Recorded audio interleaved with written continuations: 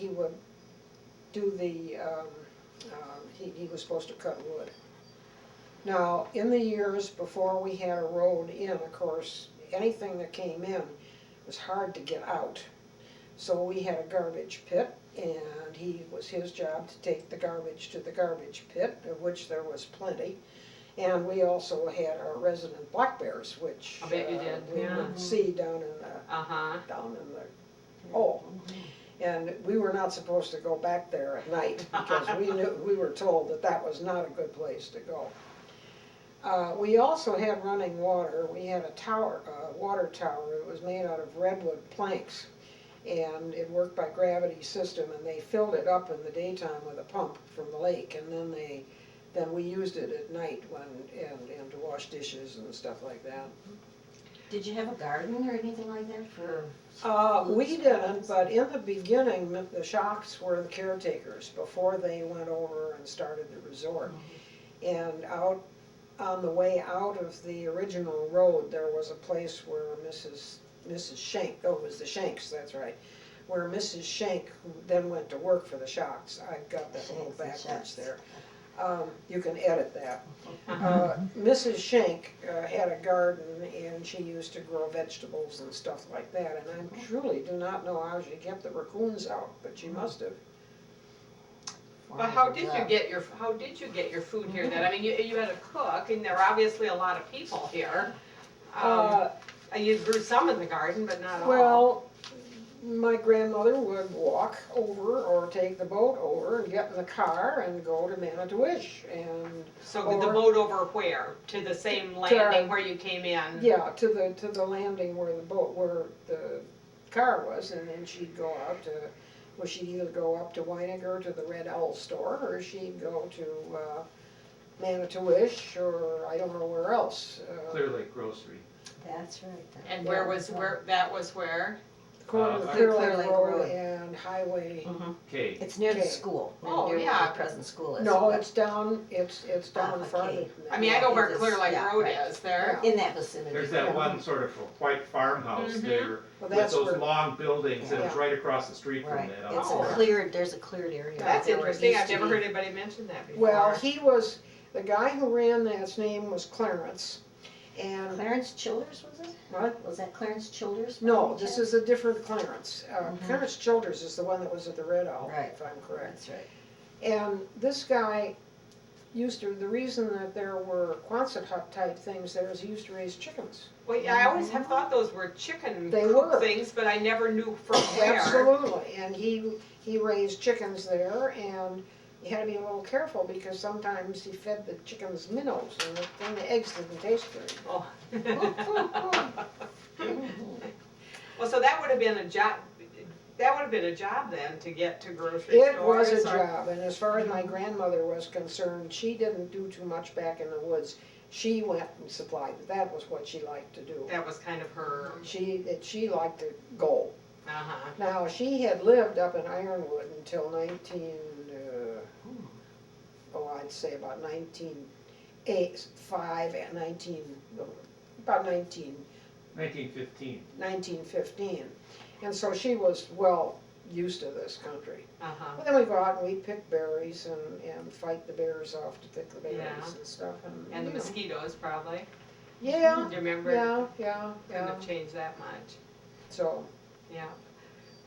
but it was a very interesting time. Now, of course, I have stories to tell. My Oh. grandmother, just everybody loved her, and as did we. And wherever we went, they all wanted to see Mrs. Fair. They never called her by her first name. She was always Mrs. Fair. Always Mrs. Fair. And we'd go over to Clear Lake Grocery. I can remember this during the war, and they'd say, Clarence would say to her, Mrs. Fair, do you need any sugar? And my grandmother would say, well, you know, we're getting a little low, but she said, I don't have any stamps left. Well, he said, we'll take care of that. And the first thing you know, you got 5 pounds of sugar in there. And then, how about a little butter? Well, yeah, she could use a little butter, but she didn't have any stamps for that either. Well, next thing you knew, there was butter in there. So, I mean, and he gave her gasoline and all kinds of stuff. And I mean, I don't know why he did Was this. she or where he- beautiful? What? Was she beautiful? No, she was a wonderful person. Uh, But She just was nice. for some reason or another, he always had this stuff around and I don't think he charged her any extra for it, Uh-huh. but I mean, she was one of his favorites. Had she been raised in Ironwood? Was she from Ironwood? No, she was raised in Oconto, Oh, and my grandfather and my great uncle came from Milwaukee. So, but was it her familiarity with Ironwood that got her interest going up in this area then, or? oh yes, my grandfather was a partner with a guy by the name of Davis, and they had the store up there, the dry goods store up there called Davis and Fair. Oh, And the sign is in the, what is it, the Historical museum? center, the Historical museum. center. In Ironwood there. Yeah, interesting. and, well, they sold all kinds of things like blankets and wool jackets and stuff like that. So, now, during the war was a very interesting time because, of course, we didn't have gasoline and we were never allowed to use the motorboat. The motorboat was transportation.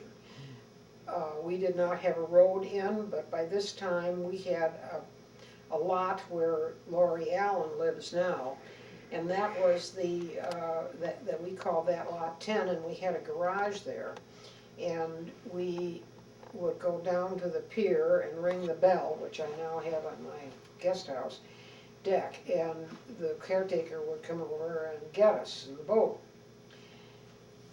So during the war, of course, we would go over to the town dock and give Mr. Zip our order, and then Mr. Zip would go back to the Red Owl store, and then he'd come back 2 or 3 days later with the order. I mean, we kept doing that. That's how you save gas. Yeah, and we as kids went over there in our canoes to get food, so, That was Zipro, May Zipro's husband, Zipro? no. No, a different Zip. Oh, no. Different Zip now. This was some old guy with, my grandmother used to call it a spring wagon, a Oh, horse and a spring wagon. Uh-huh.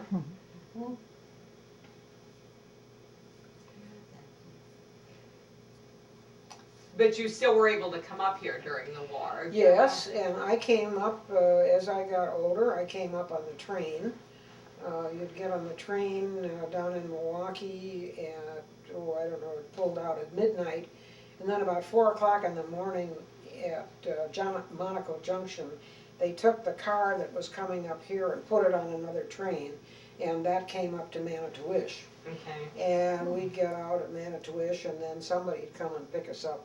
Because that's a pretty good jaunt up there. Oh, yeah. Yeah, but it was how I got there. My grandmother was able to get up here.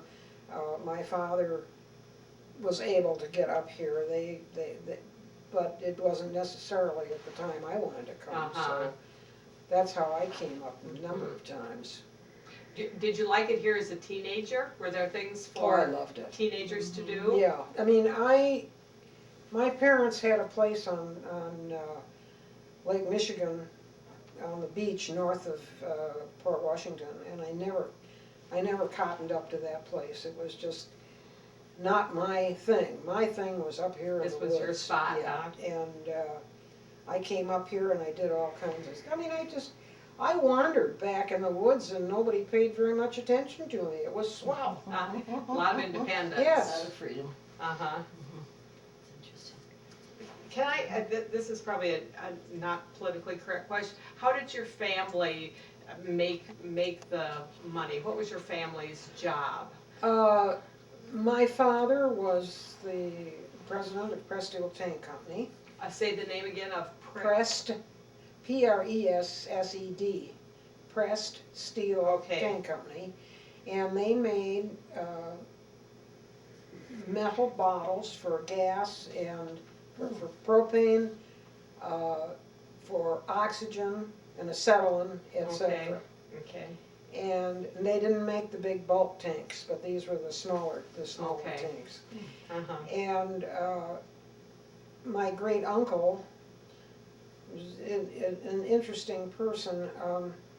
He was a lawyer, And he was at one, and he worked for the Orpheum Circuit, and you may not even know what that is, but that was the booking agent for all of the vaudeville people. Okay, And because they didn't have very much money at one point, they paid him in stock, and he ended up to be the biggest single stockholder in the Orpheum Circuit. okay. Which fortunately he got out, he must have gotten out of it before it went the way of, Vaudeville, Yeah.